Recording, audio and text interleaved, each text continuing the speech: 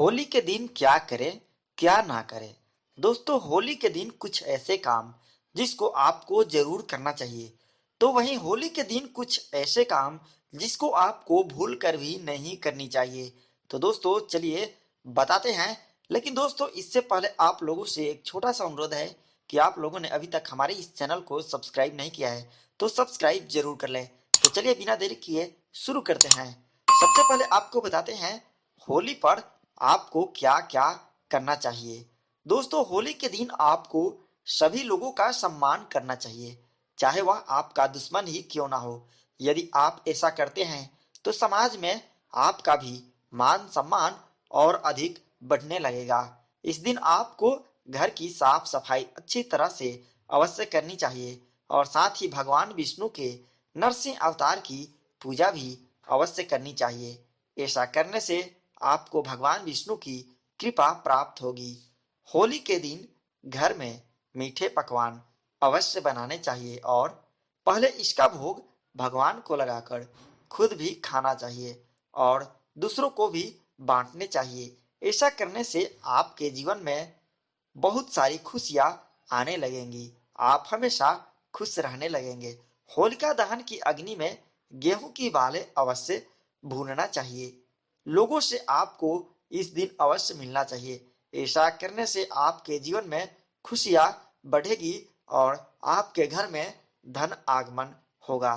दोस्तों, होली खेलने वाले दिन अपने घर के बुजुर्गों के पैरों पर आपको गुलाल अवश्य लगाना चाहिए और उनका आशीर्वाद प्राप्त करना चाहिए। ऐसा करने से आपको अपने घर के बड़ों का आशीर्वाद तो मिलेगा ही, साथ ही आपको भगवान की कृपा भी प्राप्त होगी। होलिका दहन के अगले दिन होलिका की राख अपने घर अवश्य लाएं और उसे अपने घर के चारों कोनों में डाल दे। ऐसा करने से आपके घर का वास्तु दोष समाप्त हो जाएगा। इस दिन होली के जलने के बाद उस राख को अपनी तिजोरी में अवश्य रखनी चाहिए। ऐसा करने से आपको कभी भी धन की कमी का सामना नहीं करना पड़ेगा।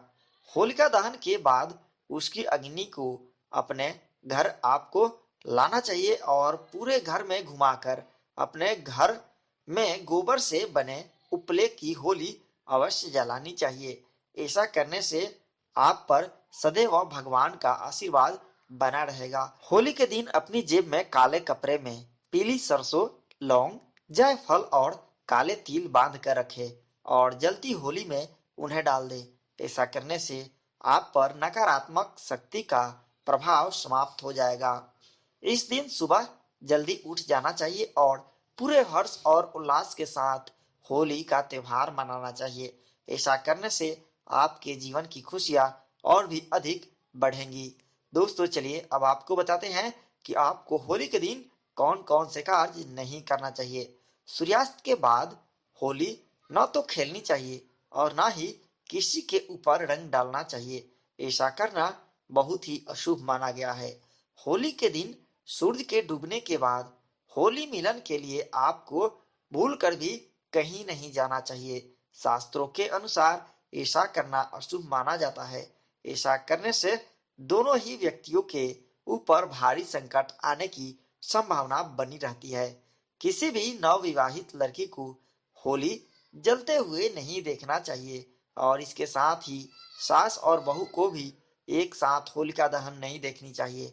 शास्त्रों के अनुसार ऐसा करने से उस नवविवाहिता को जीवन में कई प्रकार की परेशानियों का सामना करना पड़ सकता है। होली के दिन किसी को न तो धन देना चाहिए और न ही किसी से धन लेना चाहिए। यदि आप ऐसा करते हैं तो आपसे माँ लक्ष्मी रूठ जाएगी। आपको दरिद्रता का सामना करना पड़ सकता है।